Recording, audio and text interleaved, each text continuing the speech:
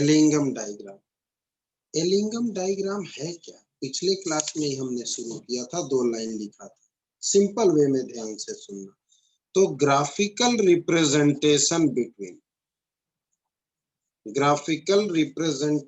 Between गिव्स energy, short में लिख रहे हैं, गिव्स एनर्जी चेंज एंड टेम्परेचर। इन दोनों के बीच जो ग्राफिकल रिप्रेजेंटेशन होगा, आखिर ये ग्राफ किस काम के लिए और कैसे रिप्रेजेंट होगा? डेल्टा जी और टेम्परेचर के बीच हम ग्राफ बनाने जा रहे हैं। किसी रिएक्शन में, मान लो कोई रिएक्शन हो रहा, उस रिएक्शन में हम टेम्परेचर बढ़ाएंगे तो गिव्स एनर्जी में क्या चेंज आएगा, और अगर चेंज जो भी आया उसके बेसिस पर मुझे पता क्या चलेगा। तो वेरी सिंपल। तो इन्होंने जो हमें ग्राफ दिया इन दोनों के बीच, to predict the feasibility of thermal reduction, यानी सिंपल वे में रिडक्शन, थर्मल रिडक्शन, उनके लिए of an ore, thermal reduction of an ore, इनके लिए हमें दिया। इनके कुछ लिमिटेशन भी है। ये प्रोसेस से मुझे स्पॉन्टेनिटी तो पता चल जाएगा, लेकिन स्पीड ऑफ रिएक्शन नहीं पता चलता। तो अगर हम इनकी लिमिटेशन की बात करें तो it does not explain the rate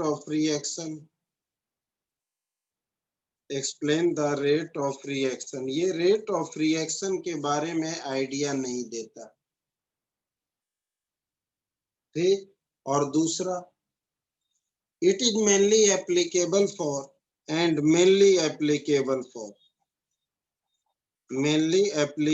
for gaseous reaction.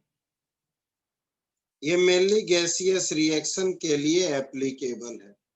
अब जरा इन पे कुछ कहना चाहेंगे, ध्यान से देखना कि हमारे पास किसी भी रिएक्शन का डेल्टा जी और टेम्परेचर के बीच ये ग्राफ है। ये डेल्टा जी और इधर टेम्परेचर हम कुछ भी ले सकते हैं, मर्जी हमारी।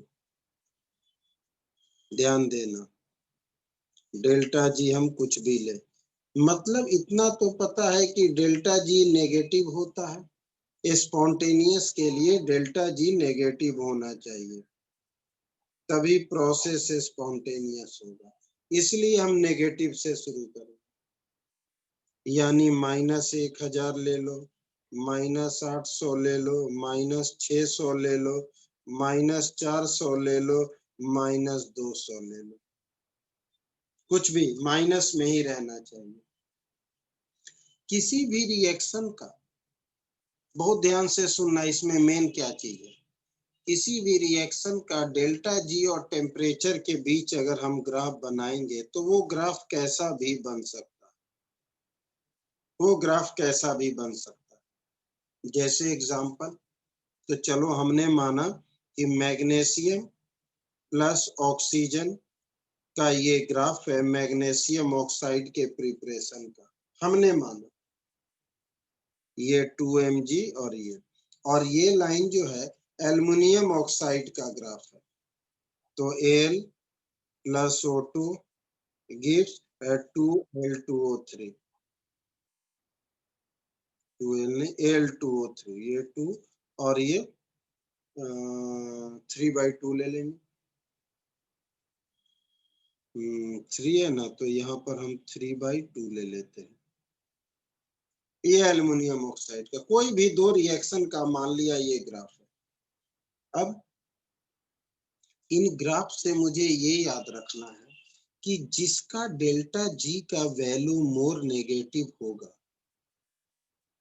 उसका मेटल स्ट्रॉन्ग रिड्यूसिंग एजेंट होगा दूसरे के कंपैरिजन में, क्योंकि डेल्टा जी नेगेटिव होना चाहिए।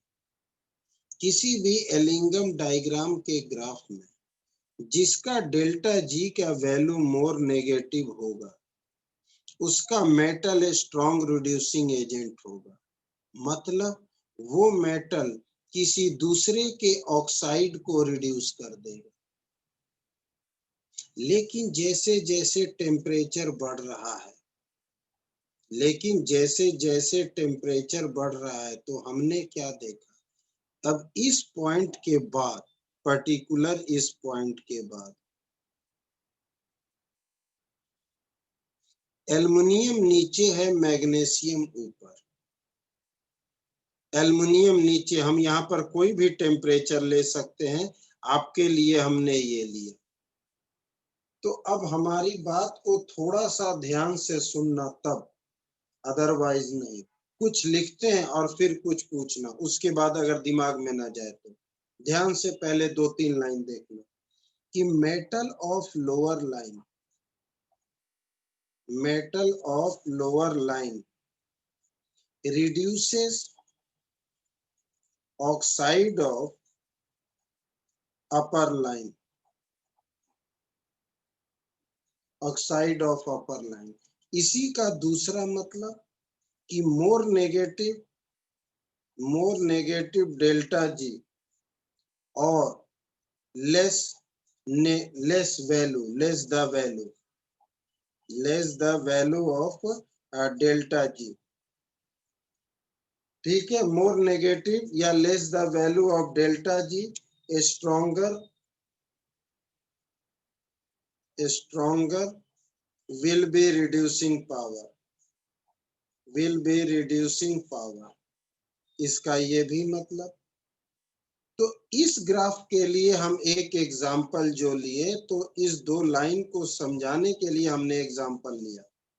तो इस एग्जाम्पल से इस 2 लाइन को कैसे एक्सप्लेन करें कि magnesium reduces Al2O3 up to 400 Kelvin। ठीक, then after aluminium reduces MgO। उसके बाद मैग्नीशियम इसे एल्युमिनियम रिड्यूस करेगा। ठीक है, बट फिर ये भी कह सकते हैं बट एट 400 केल्विन, ध्यान देना, no one can reduce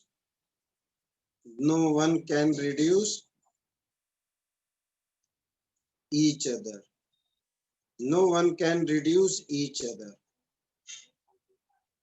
ठीक, ड्यू टू इक्विलिब्रियम।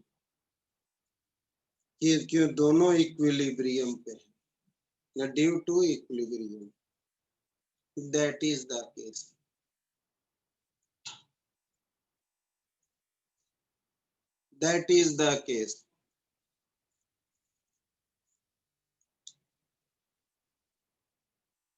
अब हमारी बात को फिर से ध्यान से सुनो कि एलिंगम ने हमें गिब्स एनर्जी चेंज और टेम्परेचर के बीच एक ग्राफ बनाया और उस ग्राफ के अकॉर्डिंग हमें ये कहा कि स्पॉन्टेनियस प्रोसेस यानी रिडक्शन तो तभी होगा जब रिएक्शन स्पॉन्टेनियस होगा। स्पॉन्टेनियस का मतलब डेल्टा जी नेगेटिव होना चाहिए। तो उन्होंने बहुत सारे, हमें मेटल ऑक्साइड से मेटल बनाना है तो कौन सा एलिमेंट किसे रिड्यूस करेगा, तो उस तरह से बहुत सारे लाइंस बनाए। अगर हम ग्राफ देखेंगे तो ग्राफ मुझे बहुत सारे लाइंस के मिलेंगे। मान लो कि ये एक ऐसा ग्राफ होगा, इसमें ऐसे ऐसे बहुत सारे ऐसे लाइंस बने होंगे इनफाइनाइट तरीके से, ऐसे लाइंस।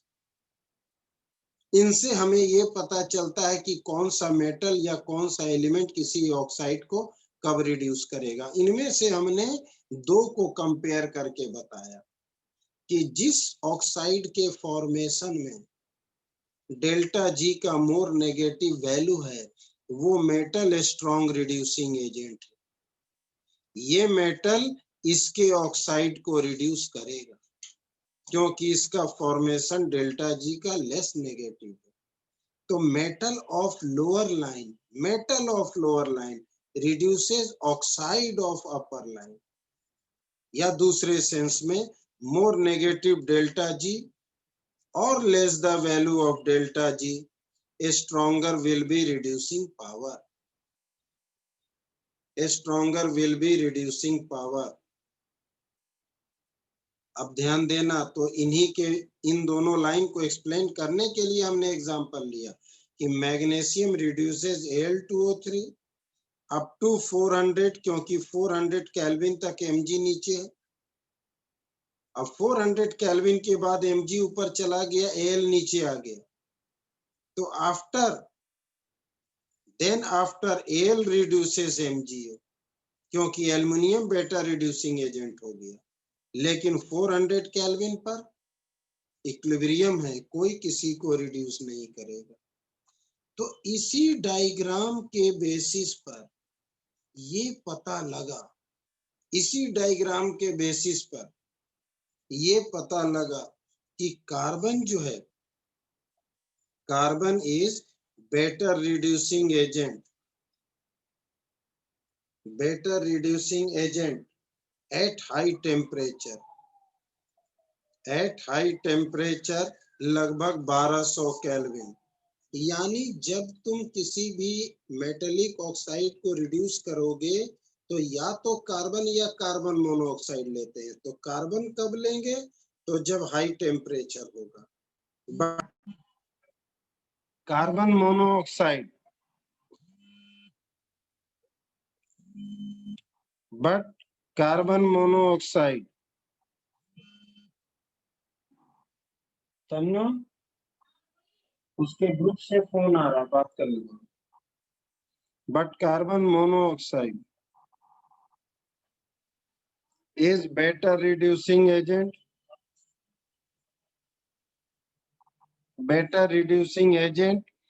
at low temperature पर, यानी कि लगभग 673 केल्विन।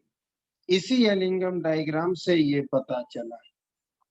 तब जाकर के हम पता करते हैं कि कौन किसे रिड्यूस कर सकता है। That is the case, that is the Ellingham diagram. Ellingham diagram के बेसिस पर हम सिर्फ ये पता लगा सकते हैं कि which metal can reduces which oxide। तो डायग्राम में सिर्फ तुम्हें यही दो बात देखने हैं कि जिस मेटल का लोअर लाइन है वो अपर लाइन के ऑक्साइड को रिड्यूस करेगा, मतलब जिसका मोर नेगेटिव यानी लेस डेल्टा जी वैल्यू है वो हाई वाले को रिड्यूस करेगा। ठीक है? हाँ, ले जाओ तुम।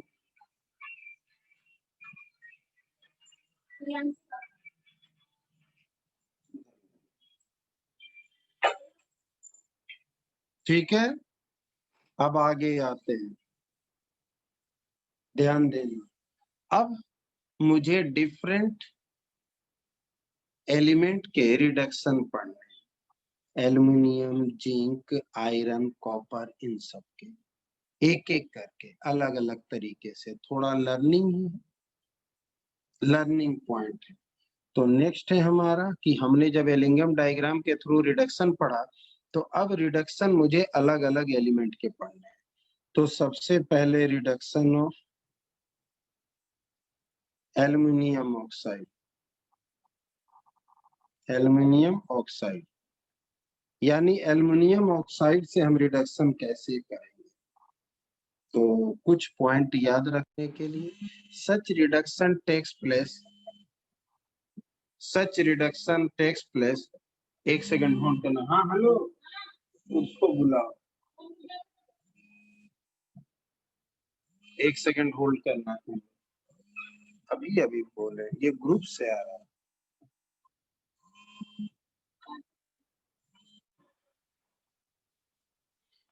तो रिडक्शन ऑफ एल्युमिनियम ऑक्साइड कैसे? तो such reduction takes place by electrolysis process.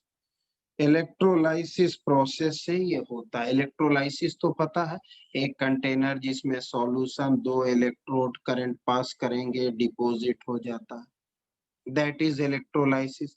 एक कंटेनर जिसमें इलेक्ट्रोलाइटिक सॉल्यूशन, दो इलेक्ट्रोड करंट पास करेंगे, सॉल्यूशन से इलेक्ट्रोलाइट डिपॉजिट हो जाता है, दैट इज इलेक्ट्रोलाइसिस प्रोसेस।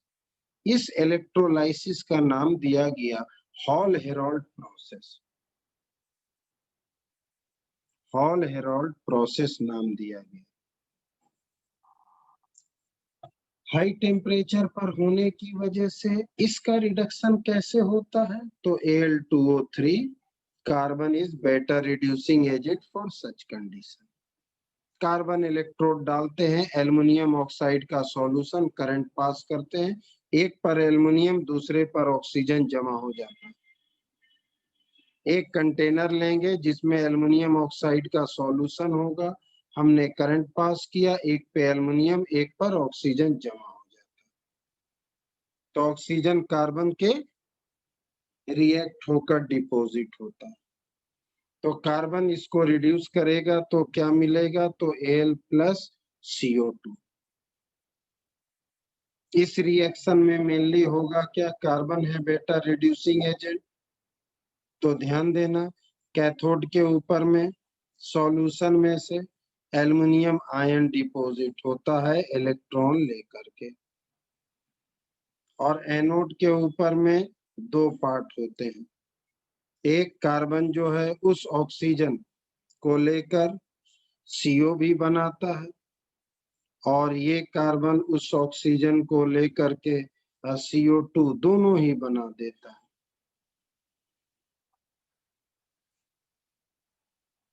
यानी सिंपल वे में इमेजिन करो कि एक कंटेनर है, शॉर्ट में ही लिख रहे हैं, जिसमें एल्युमिनियम ऑक्साइड सॉल्यूशन है, कार्बन के इलेक्ट्रोड है, हमने करंट पास किए, एक पर एल्युमिनियम एक पे ऑक्सीजन, कार्बन के साथ रिएक्ट होकर CO और CO2 बनाकर डिपॉजिट हुआ।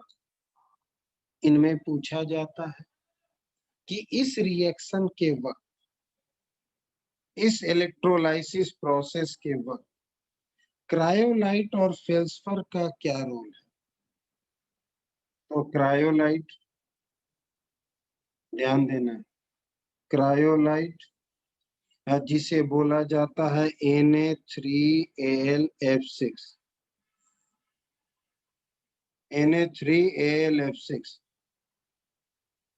एंड फेल्सफर, फेल्सफर यानी CaF2, इनका रोल क्या है ये पूछेंगे तुमसे। तो इनका रोल है इसके मेल्टिंग पॉइंट को कम करना और इलेक्ट्रिकल कंडक्टिविटी का बढ़ाना। तो decrease melting point of solution and increase electrical conductivity of solution,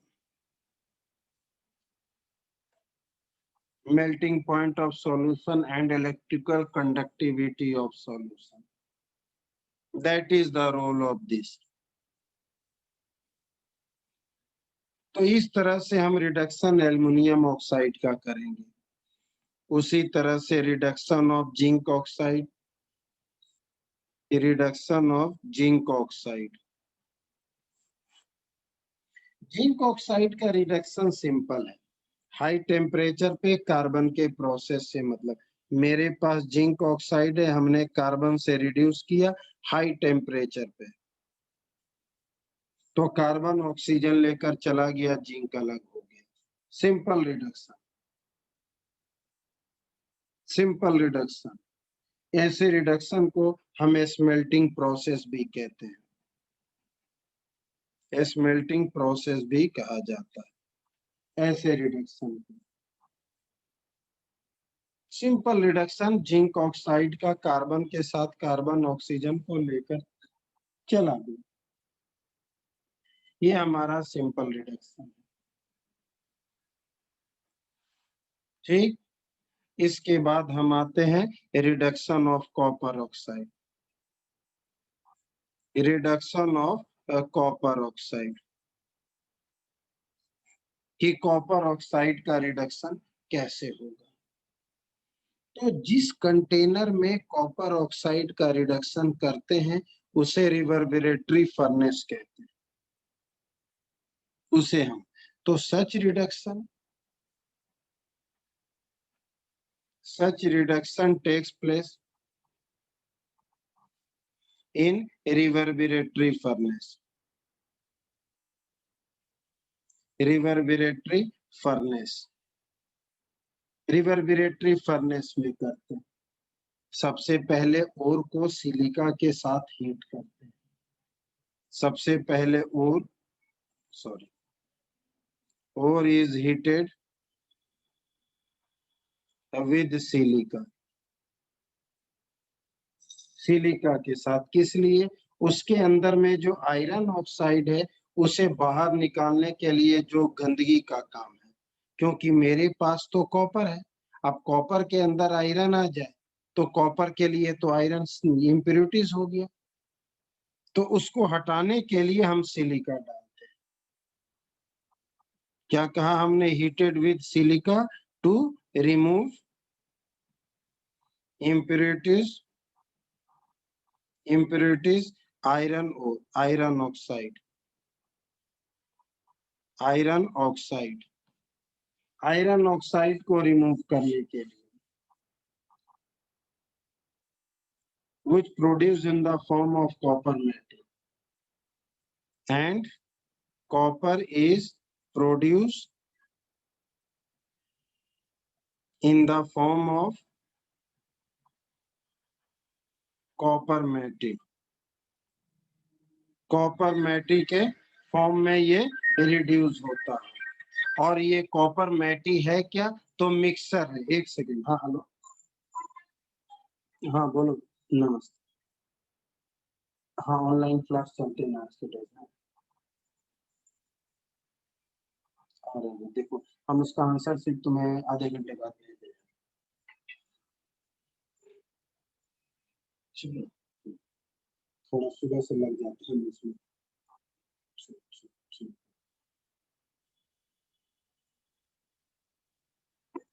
हाँ, तो हमने कहा कि Cu is produce in the form of copper matte, और ये कॉपर मैटी होता क्या है, तो मिक्सर होता है क्या, तो Cu2s एंड FeS का। तब फिर इसे हम सिलिका लाइन कन्वर्टर में डालते हैं। फॉलोइंग रिएक्शन अभी हम बात करेंगे, फॉलोइंग रिएक्शन टेक्स प्लेस।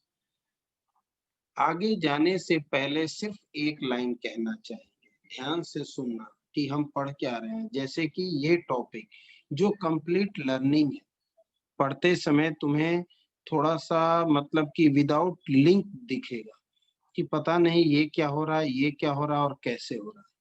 अपने दिमाग में पहले तो ये बिठाओ कि तुम्हारा टॉपिक चल रहा है रिडक्शन, यानी मेटल ऑक्साइड से मेटल, और मेटल ऑक्साइड से मेटल रिडक्शन जो है वो किसी रिड्यूसिंग एजेंट के साथ होगा।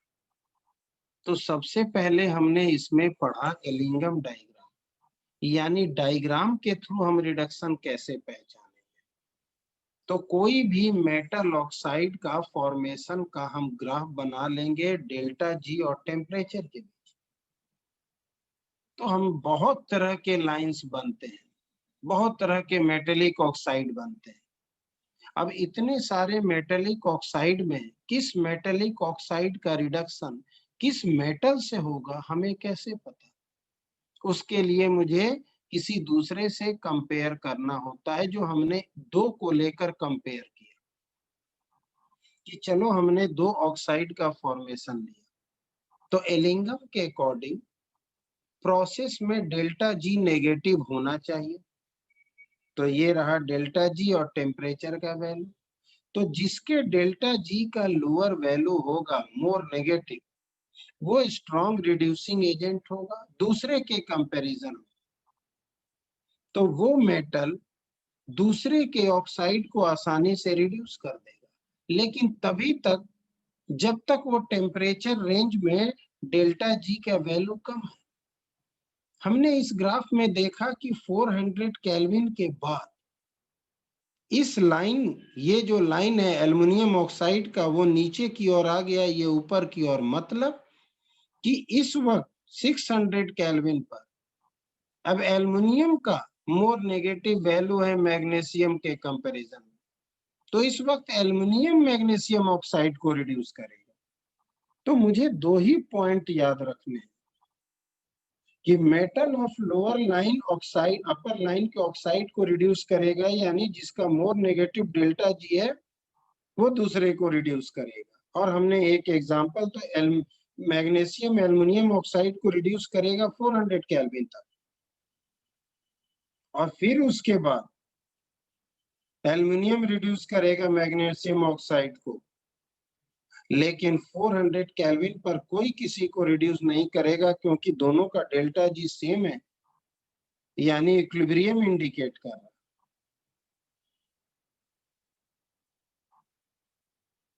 अब इसी ग्राफ से पता चला कि कार्बन हर किसी के लिए बेटर रिड्यूसिंग एजेंट है हाई टेम्परेचर पर, और कार्बन मोनोऑक्साइड लो टेम्परेचर पर। यानी इस ग्राफ के थ्रू हम पहचान लेते हैं कि कौन सा मेटल बेटर रिड्यूसिंग एजेंट है और कौन सा मेटल किसके मेटेलिक ऑक्साइड को आसानी से रिड्यूस कर सकता है। अब हम मुझे 4 मेटल के बारे में अलग से पढ़ने हैं, 4 मेटल के बारे में। तो सबसे पहले एल्युमिनियम ऑक्साइड। एल्युमिनियम ऑक्साइड को बेटर रिड्यूसिंग एजेंट कार्बन है, कार्बन ने ऑक्सीजन को रिड्यूस कर दिया। तो एनोड कैथोड पर दो तरह के रिएक्शन, ये अगर टूटेगा तो Al3 प्लस O2 माइनस, तो एक पर एल्युमिनियम एक पर ऑक्सीजन जमा होगा। एल्युमिनियम इलेक्ट्रॉन गेन करके जमा होगा तो कैथोड, ऑक्सीजन लॉस करके जमा होगा तो इलेक्ट्रोलाइसिस प्रोसेस, करंट पास करेंगे सॉल्यूशन में, एक पर एल्युमिनियम एक पर ऑक्सीजन जमा होगा।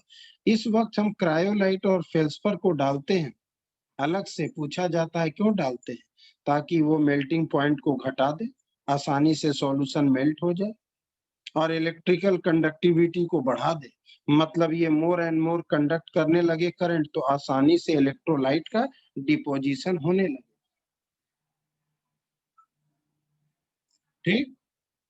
अब reduction of copper oxide. Copper oxide जिस कंटेनर में रिडक्शन होता है हम उसे बोलते हैं रिवर्बरेटरी फर्नेस। सबसे पहले ओर को हम सिलिका के साथ हीट करते हैं। ऐसा क्यों? क्योंकि कॉपर ऑक्साइड के लिए आयरन ऑक्साइड इम्प्यूरिटीज है, इम्प्यूरिटीज को हटाने के, और कॉपर जो प्रोड्यूस होगा वो कॉपर मेटी के फॉर्म में, जिसमें Cu2s एंड Fe2s है, जिसमें Cu2s एंड Fe2s है। ठीक। अब इनमें रिएक्शन कैसा होगा वो देखना है। तो रिएक्शन कैसा होगा जरा ध्यान से देखेंगे कि उस ओर के अंदर में FeS भी है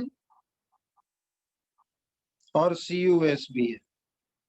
अभी अभी हमने कॉपर मैटी में पढ़ा FeS एंड CuS दोनों है। आप इनको सबसे पहले O2 के साथ रिएक्ट करते हो, तो यहाँ मुझे FeO और प्लस SO2 निकल गया। इसे भी O2 के साथ रिएक्ट करेंगे तो Cu2O और प्लस SO2। लेकिन मुझे रिडक्शन तो इनका करना है, ये तो रिडक्शन से पहले का रिएक्शन जो आपको बताएं कि जब हम कॉपर ऑक्साइड बनाते हैं तो कॉपर के ओर में आयरन भी होता है एज ए इम्प्यूरिटीज। जब हम उनका ऑक्सीडेशन करके ऑक्साइड बनाते हैं, अब इस ऑक्साइड का रिडक्शन करेंगे, अब इस ऑक्साइड का रिडक्शन करेंगे, लेकिन मेरे लिए तो कॉपर है। ये क्या है? ये इम्प्यूरिटीज। इम्प्यूरिटीज को हटाने के लिए हम सिलिका डाल लेते हैं, सिलिका यानी SiO2। तो SiO2 इस आयरन ऑक्साइड को लेकर के स्लैग गंदगी बना लेता है FeSiO3, ये गंदगी बनकर हट जाता है। और ये जो कॉपर ऑक्साइड है, अब उस कॉपर ऑक्साइड को हम दो तरीके से करते हैं, या तो कार्बन रिड्यूसिंग एजेंट के साथ, पहले तो ऐसे यहाँ Cu2s के साथ, ये वापस रिएक्ट होकर के Cu दे देता है प्लस SO2 और इसी कॉपर ऑक्साइड को फिर कार्बन रिड्यूसिंग एजेंट से डायरेक्ट भी बना देते हैं। तो इस तरह से ये लिबरेट हो जाता है। आपके माइंड में अगर कुछ है तो बोलेंगे जरूर। हमें कॉपर ऑक्साइड का रिडक्शन करना है, तो सबसे पहले हमने बताया कि कॉपर ऑक्साइड बना कैसे, तो ऑक्सीजन से रिएक्ट करके। लेकिन कॉपर सल्फाइड जो कॉपर का ओर है उसमें आयरन सल्फाइड भी होता है। जब हम कॉपर ऑक्साइड बनाने जाते हैं तो कॉपर ऑक्साइड के अंदर आयरन ऑक्साइड भी बन जाता है, यानी जरूरत है कॉपर ऑक्साइड की, मेरे पास आयरन ऑक्साइड भी है। इसलिए रिडक्शन करने से पहले हम उसमें सिलिका डाल देते हैं ताकि सिलिका आयरन ऑक्साइड को लेकर स्लैग गंदगी के रूप में बाहर निकल आता है और मेरे पास सिर्फ कॉपर ऑक्साइड रह जाता है। अब कॉपर ऑक्साइड को दो तरीके से रिड्यूस करेंगे, या तो Cu2S से ही ताकि कॉपर मिल गया, या फिर इसको कार्बन से रिड्यूसिंग एजेंट के थ्रू ताकि मुझे कॉपर मिल जाए। अब जब ये कॉपर बनता है, कॉपर का यूं सरफेस, तो इसमें ब्लिस्टर यानी फोड़े की तरह सरफेस पर दिखता है। ये जो है इसके ऊपर फोड़े की तरह, जिसको कहते हैं ब्लिस्टर, इसके अंदर में ब्लिस्टर अपीयरेंस होता है। क्यों? क्योंकि साथ में SO2 निकल रहा है ना, ये SO2 गैस के फॉर्म में निकलता है, इसलिए जब सरफेस से बाहर निकलता है SO2 तो वहां बबल्स बन जाता है। अब बबल्स की मतलब बबल्स का रूप फोड़े की तरह दिखता है, जैसे कि चेहरे पर बहुत सारे मुहासे हो जाते हैं, उस तरह से दिखता है। तो इसमें याद रखना पड़ता है कि Cu है, कॉपर है, blister appearance, blister appearance due to evolution of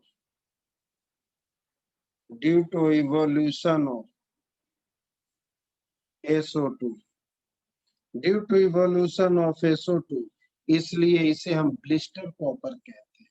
hence it is also called blister copper. हम इसे ब्लिस्टर कॉपर भी कहते हैं। कोई दिक्कत? किसी को कोई दिक्कत हो तो जरूर बोलना।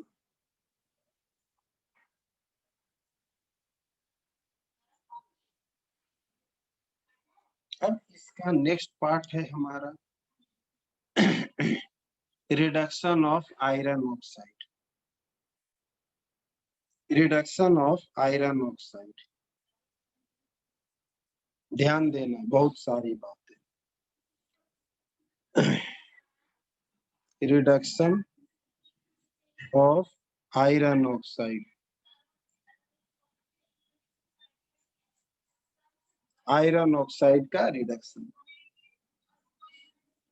अब आयरन ऑक्साइड जो है इसका अलग अलग रेंज में, डिफरेंट टेम्परेचर रेंज में रिडक्शन होता है, क्योंकि आयरन के बहुत तरह के ऑक्साइड होते हैं, Fe2O3, Fe3O4, FeO, इस वजह से अलग अलग रेंज में होता है।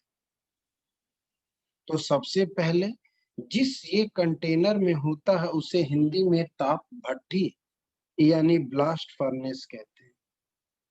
तो such reduction takes place such reduction takes place in blast furnace। Blast furnace, ये ब्लास्ट फर्नेस में होता है अलग अलग टेम्परेचर रेंज में। तो हमने इसे दो टेम्परेचर रेंज कंसीडर किया, एट 500 टू 800 केल्विन। 500 से 800 केल्विन के बीच क्या होगा, और फिर हमने कंसीडर किया एट 900 केल्विन टू 1500 केल्विन, इस रेंज में क्या क्या होगा। तो हमें तो रिडक्शन ऑफ आयरन ऑक्साइड करना है, आयरन ऑक्साइड Fe2O3। तो हमारे पास Fe2O3 है।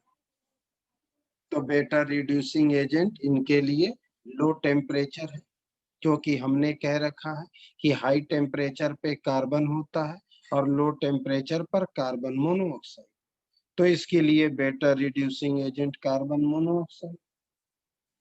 तो सबसे पहले कार्बन मोनोऑक्साइड इससे रिएक्ट होकर के Fe3O4 बनाता है और साथ में निकलता है CO2। अब ये जो Fe3O4 इसे हम फिर CO से रिएक्ट करते हैं तो मुझे आयरन मिलते हैं और साथ में CO2, साथ में CO2। लेकिन ये तो हमारा एक पार्ट हो गया, लेकिन ध्यान देना है कि ये जो Fe2O3 है ये अलग अलग रेंज पर है। मतलब जैसे ही 500 और 600 के बीच रहते हैं तो ये दे देता है, लेकिन जैसे ये 500 से 800 का रेंज है, जैसे ही हम 700 से ऊपर 800 के रेंज में जाने लगते हैं तो यही रिएजेंट CO के साथ मुझे FeO भी दे देता है। यहाँ ध्यान देना, ये तो हमारा यहाँ कंप्लीट हो गया, आयरन मिल गया, लेकिन जैसे ही टेम्परेचर हाई करते हैं यही Fe2O3 CO के साथ FeO दे देता है। अब ये FeO फिर से CO से रिएक्ट होकर के Fe दे देता है, यानी हमें लार्ज नंबर ऑफ Fe मिलता है, लेकिन ये बात हाई टेम्परेचर। इस प्रोसेस को होने के लिए हम कार्बन इलेक्ट्रोड यूज करते हैं, मतलब कार्बन का इसमें यूज करते हैं। कार्बन क्यों यूज करते हैं? क्योंकि कार्बन डालने से कार्बन जो है इस इतने सारे जो CO2 मिल रहे हैं उस CO2 से रिएक्ट होकर के CO का यानी रिड्यूसिंग एजेंट प्रोड्यूस करने लगता है, जो हमारे लिए बहुत जरूरी है, हर वक्त यूज हो रहा है, ताकि इसका मिसयूज ना हो सके, इसका भी इवोल्यूशन ऑफ अनवांटेड गैस का भी हम यूज कर सके। इनके रिडक्शन से ये बना, इनके रिडक्शन से फिर CO2 निकला। अब इतने CO2 का क्या करेंगे, तो फिर से कार्बन डाल देते हैं, तो कार्बन सारे CO2 से रिएक्ट होकर CO बनाता रहता है, यानी CO रिड्यूसिंग एजेंट मिलता रहता है। कोई दिक्कत? जिन्हें प्रॉब्लम हो बोलेंगे जरूर। अब इस रिडक्शन प्रोसेस के अंदर, इस रिडक्शन प्रोसेस के अंदर यानी during such reduction, during such reduction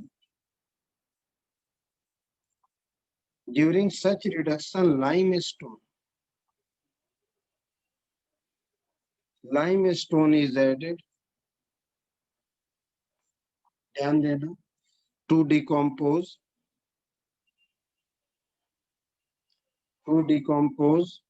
into calcium,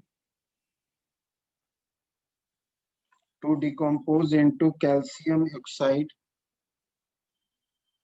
which removes silicate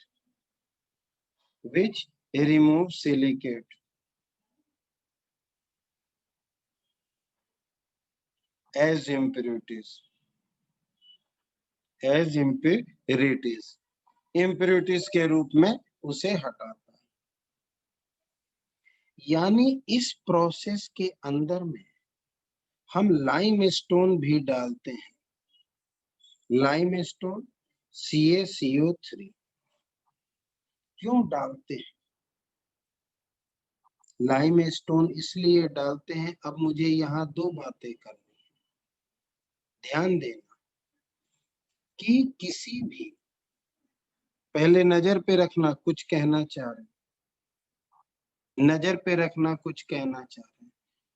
इनके रिडक्शन में हमने आपसे कुछ देर पहले कहा कि आयरन ऑक्साइड इम्प्यूरिटीज है, उसे हटाने के लिए हमने सिलिका डाला, तो सिलिका यहाँ फ्लक्स है, और जब गंदगी लेकर हटा तो वो स्लैग। तो यहाँ भी हम कैल्शियम कार्बोनेट क्यों डालते हैं? क्योंकि कैल्शियम कार्बोनेट जो है डिकम्पोज हो करके मुझे ऑक्साइड और CO2 देता है, और ये ऑक्साइड इस वक्त आयरन के, अभी जो हमने दिखाया, आयरन ऑक्साइड के रिडक्शन में सिलिका हमारा इम्प्योरिटीज है, तो कैल्शियम ऑक्साइड उस सिलिका को रिमूव करने के लिए, तो इस वक्त ये इम्प्योरिटीज है और ये हमारा फ्लक्स है और ये हमारा स्लैग है। ठीक, लेकिन कुछ बच्चों को ये बात हजम नहीं हो रहा, इसको जरा हम तरीके से बताते हैं। फ्लक्स क्या होता है? बहुत ध्यान से सुनना। फ्लक्स फ्लक्स वो केमिकल सब्सटेंस जो किसी रिडक्शन के वक्त इम्प्योरिटीज हटाने का काम करता है। Flux chemical substance used to remove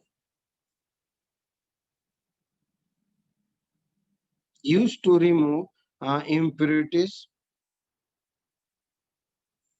during reduction. अब ये जो फ्लक्स है दो तरह का है, एक है हमारा एसिडिक फ्लक्स और दूसरा है हमारा बेसिक फ्लक्स। कुछ याद दिलाते हैं, अभी अभी हमने पढ़ा, ध्यान से सुनना। जब हम कॉपर ऑक्साइड का रिडक्शन करते हैं, during reduction of copper oxide,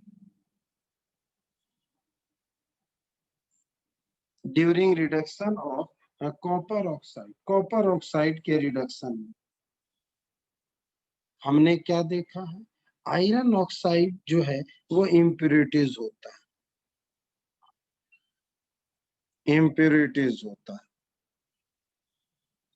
अब इस आयरन ऑक्साइड को हटाने के लिए हम सिलिका डालते हैं, तो सिलिका इसे रिमूव करता है, इसलिए ये फ्लक्स का काम किया। ठीक, अब हम बेसिक की बात करते हैं, यानी अब हम आयरन ऑक्साइड में आते हैं, यानी during reduction of iron oxide during reduction of iron oxide के रिडक्शन में हमने देखा SiO2 जो है हमारा वो इम्प्योरिटीज है। इस बार SiO2 इम्प्योरिटीज है, इसे हटाने के लिए हमने कैल्शियम कार्बोनेट को डिकम्पोज किया और ये SiO2 को हटा रहा, तो ये हमारा फ्लक्स हुआ। इसी चीज पे नजर डालना है कि कॉपर ऑक्साइड के रिडक्शन में आयरन ऑक्साइड इम्प्योरिटीज है, इसे हटाने वाला सिलिका फ्लक्स, लेकिन आयरन ऑक्साइड के रिडक्शन में SiO2 इम्प्योरिटीज है और इसे हटाने वाला कैल्शियम ऑक्साइड फ्लक्स, और जो बनकर हटता है वो स्लैग कहलाता है, और जो बनकर हटता है वो स्लैग कहलाता है। तो अगर मेटेलिक फ्लक्स है तो बेसिक, और अगर एसिडिक फ्लक्स है तो नॉन मेटेलिक ऑक्साइड फ्लक्स है तो ये एसिडिक, क्योंकि हमने पढ़ रखा है पी ब्लॉक में, अच्छी तरह से आपको समझाए हैं कि मेटेलिक ऑक्साइड बेस होता है, नॉन मेटेलिक ऑक्साइड एसिडिक होता है। तो इस वक्त जो ये फ्लक्स है वो एसिडिक है, इस वक्त जो ये फ्लक्स है वो बेसिक है, क्योंकि इस वक्त ये सिलिका को रिमूव कर रहा है, इस वक्त सिलिका आयरन ऑक्साइड को रिमूव कर रहा है। केस दो है, एक कॉपर ऑक्साइड का रिडक्शन, एक आयरन ऑक्साइड का रिडक्शन। कोई दिक्कत? कहीं कंफ्यूजन हो साफ कहना कि सर नहीं समझ आया। तो हमने अभी अभी कॉपर ऑक्साइड का रिडक्शन पढ़ा और फिर आयरन ऑक्साइड का रिडक्शन पढ़ा। अब आयरन ऑक्साइड से जो हमने आयरन बनाया, किसी को कोई दिक्कत है ये पार्ट तो जरूर दिमाग में डालो, ये बहुत जरूरी है, इसकी जरूरत तुम्हें थ्योरी में भी प्रैक्टिकल में भी कहीं ना कहीं मिले, इसलिए दिमाग में रखना। तो हमने अभी अभी इस प्रोसेस के थ्रू आयरन बनाया। आयरन जो बन रहा है कार्बन कंटेंट है, क्योंकि हम कार्बन डाल रहे हैं CO प्रोड्यूस करने के लिए। इसलिए जो आयरन ऑक्साइड से रिडक्शन, आयरन के रिडक्शन से जो हमें आयरन मिला, जो आयरन मिला, अब ये आयरन तीन तरह के होते हैं। ये तीन तरह के आयरन होते हैं। एक को हम कहते हैं पिग आयरन, सबसे गंदा आयरन, पिग आयरन। दूसरे को कहते हैं कास्ट आयरन, थोड़ा सा ढंग का। और तीसरा है purest form of iron, malleable यानी रॉट आयरन, मेलिएबल और रॉट आयरन, ये प्योरेस्ट फॉर्म ऑफ आयरन होता है। Purest form of iron that is this. किस बेसिस पर? किस बेसिस पर? अगर आयरन के अंदर में 4% कार्बन हो तो ये बेकार आयरन। आयरन आसानी से मोड़ने से टूट जाता है, इलास्टिसिटी नहीं रहता है, जंग जल्दी लग जाता है। थोड़ा सा अच्छा यानी कि 3% कार्बन, 3% कार्बन। ये बनता कैसे है? ये पिग आयरन को मेल्ट करके बनता है, कोक के साथ। पिग आयरन को मेल्ट करके हीटिंग इफेक्ट से बनता है, जिसमें इम्प्योरिटीज थोड़ा रिमूव हो जाता है, ऑक्सीजन के साथ रिएक्ट होकर CO2 बन के निकलता है। और जिसके अंदर 0.01 से लेकर 1% तक, सॉरी 0.01 से लेकर 0.1 तक जिसके पास कार्बन हो, इतने परसेंट अगर कार्बन हो तो प्योरेस्ट फॉर्म यानी कि रॉट आयरन। तो ये हमारा तीन तरह के आयरन होते हैं। ये कास्ट आयरन को ऑक्सीडाइजिंग करके, ये हीटिंग करके और ये ऑक्सीडाइजिंग करके, बात वही है ऑक्सीजन के प्रेजेंस में। तो ये तीन तरह के आयरन। तो इसी के साथ हमारा जो ऑक्सीडेशन प्रोसेस, ऑक्सीडेशन बोल रहे हैं, रिडक्शन ऑफ मेटल ऑक्साइड, वो हमारा पूरा होता है। यानी हमारे 3 पॉइंट पूरे हो गए। पहला, मेटल की सब ओर की सफाई, कंसंट्रेटेड ओर। दूसरा, कंसंट्रेटेड ओर से मेटल ऑक्साइड। और तीसरा जो काफी लेंदी था कि मेटल ऑक्साइड से मेटल बनाना, रिडक्शन। तो रिडक्शन हमने इलेक्ट्रोकेमिकली, थर्मोडायनेमिकली और एलिंगम डायग्राम के साथ साथ 4 मेटल का अलग से रिडक्शन देखा। 4 मेटल का अलग से रिडक्शन हमने देखा। कोई दिक्कत? अब इस चैप्टर का आखिरी टॉपिक है हमारा रिफाइनिंग। रिफाइनिंग का सिंपल मतलब है last step, refining. Refining very simple way में रिफाइनिंग का मतलब है